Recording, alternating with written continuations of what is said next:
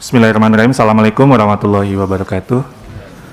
Selamat siang, salam sejahtera buat kita semua. Shalom, Om Swastiastu, Namo Buddhaya, salam kebajikan. Yang saya hormati Bu Pimpinan Komisi 10 beserta semua anggota, Pak Dirjen Pendidikan Islam, Pak Deputi, Pak Iwan dari BPKP, Pak Dirjen Anggaran atau yang mewakili Pak Dianto dari Kementerian Keuangan, Pak Dirjen dari Bina Anggaran, Penerimaan Anggaran dari Kementerian Dalam Negeri, Pak Amih, saya lihat ada dari Bappenas di daring, dan semua Bapak Ibu yang tidak bisa saya sebutkan satu persatu. Terima kasih Bu Pimpinan atas kesempatannya bagi kami untuk memberikan paparan terkait bagaimana rekrutmen ASN P3K perkembangannya, terutama pada poin-poin yang tadi sudah Ibu Pimpinan jelaskan. Pertama-tama tentunya kita ingin menegaskan bahwa kita tahu dan harus sesuai dengan undang-undang, guru dan dosen menegaskan bahwa profesi guru adalah sebuah profesi yang mulia dan terhormat. Karena itu bagaimana kita mengelola guru itu juga harus menunjukkan prinsip tersebut, kemuliaan dan kehormatan profesi guru. Dalam hal ini tentunya selain sesuai dengan undang-undang tersebut, kompetensi dan kesejahteraan guru ini perlu kita lakukan dengan sebaik-baiknya. Seperti tadi yang Bu Pimpinan sudah jelaskan, kondisi memang tata kelola banyak sekali memerlukan pembenahan. Dan dalam hal ini kita melakukan pembenahan mulai dari BOS yang tadinya hanya 15%, kemudian menjadi 50%, lalu kemudian relaksasi pada saat ini, tidak ada lagi pagu, sehingga sekolah bisa bebas untuk memberikan honor kepada guru-guru kita. Namun tentunya itu tidak cukup, jadi ini pembenahan kita perlukan secara bertahap, perlahan-lahan, dan pada saat ini yang kita ingin benahi adalah tata kelola guru yang lebih masif lagi. Mungkin bisa langsung slide.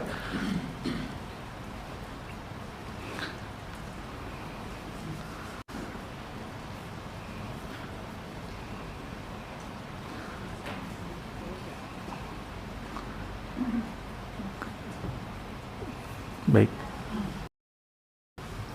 Kebutuhan kita pada saat ini khususnya untuk sekolah-sekolah negeri yang mencapai formasi 1 juta guru itu merupakan angka yang sangat luar biasa.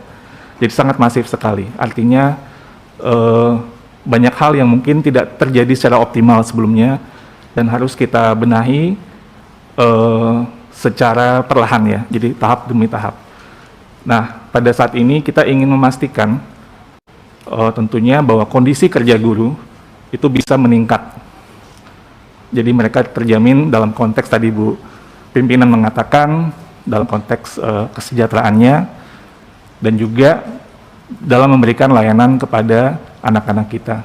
Karena pada akhirnya investasi untuk kepada guru-guru adalah, atau di bidang pendidikan apapun, adalah investasi jangka panjang. Jadi dampaknya pasti akan berkelanjutan dan itu yang perlu kita terus jaga dengan sebaik-baiknya. Timeline dari lini masa seleksi guru ASN P3K ini, kita pada saat ini sudah posisi di bulan Maret dan kami bersama dengan kementerian dan lembaga yang terkait sudah melakukan persiapan-persiapan sehingga insya Allah kita bisa membuka pendaftaran di bulan depan, di bulan April, dan terus melakukan ujian seleksi Agustus untuk kesempatan pertama, lalu kemudian Oktober untuk kesempatan kedua, dan Desember untuk kesempatan yang ketiga. Jadi mudah-mudahan timeline ini bisa kita jaga supaya memberi kesempatan yang seluas-luasnya kepada semua guru honor untuk mengikuti tes. Paparan ini sudah disampaikan sebelumnya oleh Mas Menteri juga. Di sini Mas Menteri menegaskan pada waktu itu bahwa komitmen pemerintah untuk merekrut 1 juta guru dibuat berdasarkan adanya jaminan kualitas berdasarkan ujian seleksi. Ini sesuai dengan Undang-Undang ASN nomor 5 tahun 2014. Lanjut.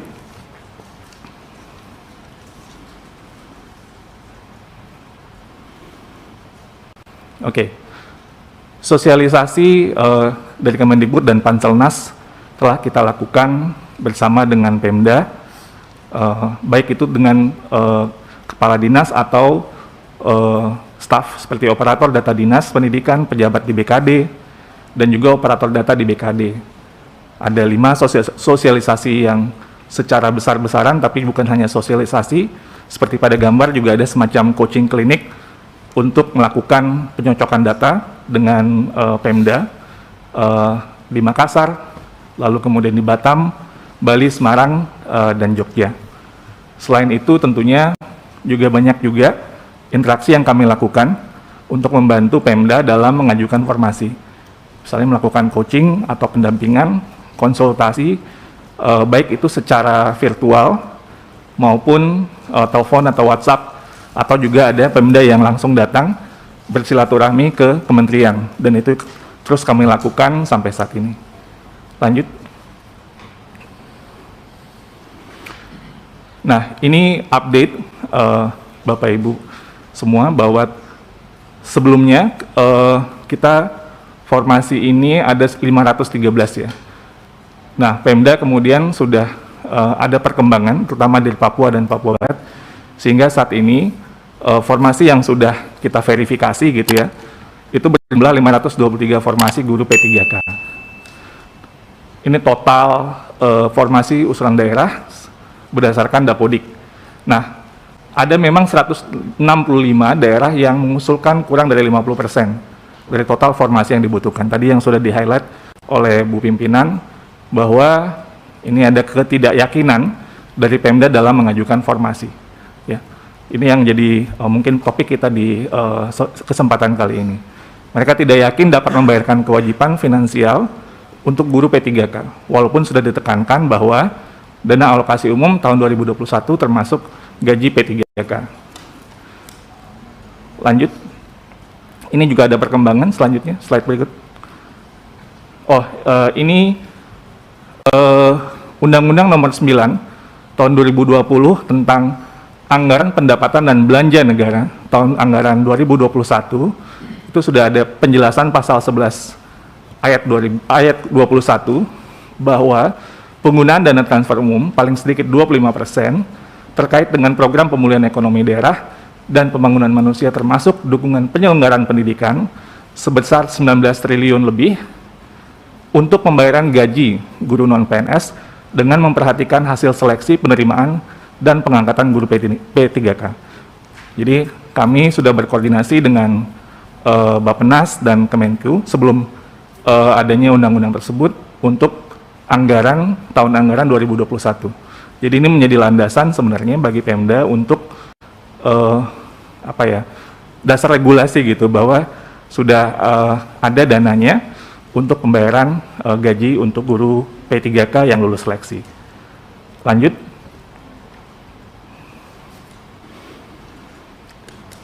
Bapak Ibu pimpinan dan anggota Komisi 10 yang terhormat, di sini kami menyajikan data perkembangan. Jadi kalau sebelumnya Papua itu ada 21 Pemda, sebelumnya belum mengajukan formasi, sekarang tinggal 6 Pemda. Kalau Papua Barat sebelumnya itu kalau saya nggak salah 8 Pemda, sekarang tinggal 2 yang belum mengusulkan formasi. Jadi ini kita terus melakukan sosialisasi kepada Papua dan Papua Barat supaya bisa terus untuk mengusulkan formasi, tapi perkembangannya mungkin dari Pak Teguh, nanti dari Pak RB yang bisa mungkin mengklarifikasi. Lanjut.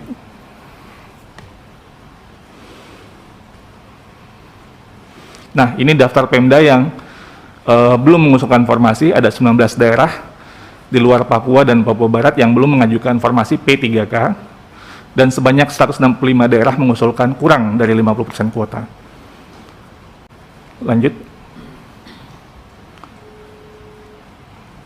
Nah, walaupun dengan semua catatan-catatan tadi, sebenarnya kalau kita lihat big picture, ini merupakan jumlah formasi yang terbesar untuk perekrutan guru ASN dalam beberapa tahun terakhir. Seperti yang kita lihat di data ini, bahwa hasil yang sementara walaupun itu belum maksimal, itu sudah merupakan sebuah peningkatan yang sebelumnya itu belum terjadi. Jadi ini merupakan sebuah langkah bersama dari kementerian lembaga di pemerintah untuk mendorong bisa membenahi tata kelola guru-guru kita. Nah, semua guru honorer tetap dapat mengikuti seleksi. Ya, jadi kalau seperti yang dijelaskan oleh Mas Menteri sebelumnya, bahwa guru yang belum, artinya sebelum ada, itu nanti tes tahun ini untuk tahun selanjutnya. Dan guru mengajar di daerah tanpa formasi dapat mendaftar di daerah lain. Jadi memungkinkan, walaupun di daerahnya mungkin pada saat belum ada yang dibuka. Tapi semua guru honorer dapat untuk mengikuti seleksi.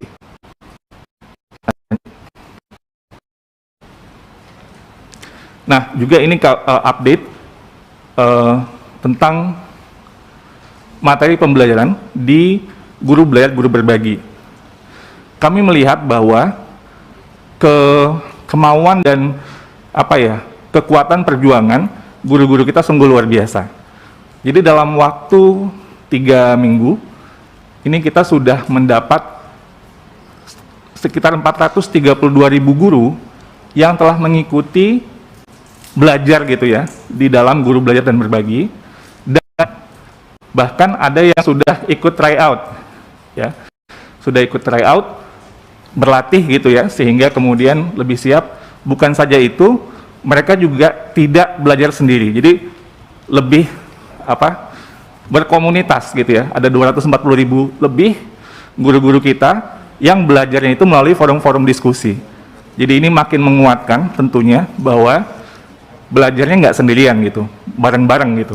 Tentunya selain itu juga ada belajar yang di luar offline ya. Jadi yang offline yang juga bisa dilakukan, kami mendengar misalnya ada komunitas-komunitas dari guru, asosiasi profesi yang menginisiasi belajar bareng-bareng dari guru. Ini semangat yang tentunya kita apresiasi. Untuk nanti kategori daerah-daerah yang sulit jaringan internet, kami sudah mempersiapkan modul-modul dalam bentuk soft copy atau hard copy. Mudah-mudahan nanti di bulan April itu sudah bisa kita distribusikan kepada daerah-daerah tersebut. Dan kalau kita lihat grafiknya itu semakin naik ya. Mudah-mudahan baik yang belajar maupun nanti ikut tryout dan forum diskusi online maupun offline bisa lebih semarak lagi, sehingga belajarnya guru-guru kita akan juga lebih semakin kuat. Sebenarnya sumber-sumber belajar bisa dari mana saja, karena yang penting misalnya kalau dia guru matematika atau guru bahasa, ya dia harus menguasai kompetensi minimum dari bidang yang diampunya, yang menjadi tanggung jawab guru tersebut. Lanjut. Nah, sekedar mungkin mengingatkan tentang kebijakan afirmasi dalam seleksi guru ASN P3K setelah mendengar banyak masukan dari masyarakat. Pertama, bahwa ujian seleksi pertama itu kita khususkan untuk guru honorer di sekolah negeri masing-masing. Baru setelah itu ujian seleksi kedua, ketiga, ini terbuka untuk semua guru honorer dan lulusan PPG.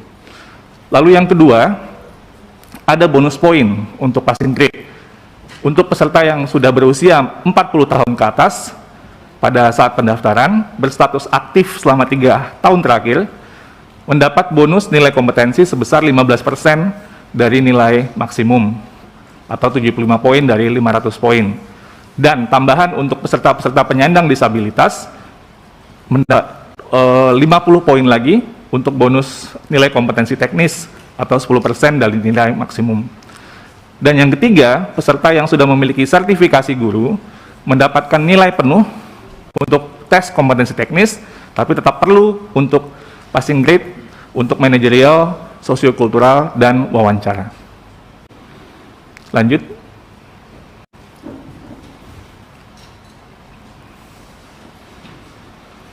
Oke, ini kami berkoordinasi dengan Kemenpan RB, Kementerian Agama, terkait untuk guru agama. Formasi yang telah diajukan, ini yang kemudian kita bisa lihat breakdown-nya dari per daerah ataupun per agama. Ini sesuai dengan perencanaan kebutuhan, ya, kebutuhan di masing-masing daerah yang mengajukan. Ada yang melebihi kebutuhan, jadi harus ada data-data. Dan ini untuk agama Buddha, Hindu, Islam, Katolik, Konghucu, dan Kristen.